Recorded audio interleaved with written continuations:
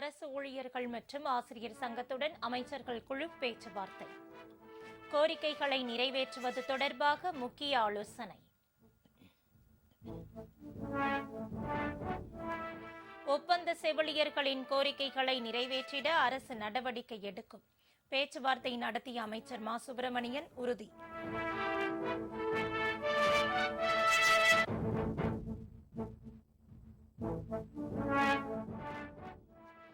அரசு பள்ளிகளில் 210 கோடி ரூபாய் செலவில் கட்டப்பட்டு உள்ள கட்டிடங்கள் காணொலி காட்சி வாயிலாக திறந்து வைத்தார் முதல்வர் ஸ்டாலின்.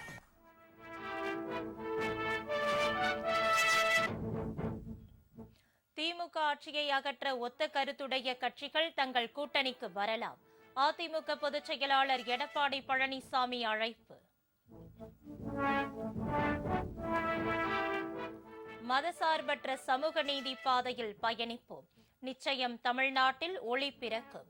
கிறிஸ்துமஸ் விழாவில் தாவேக தலைவர் விஜய் உறுதி.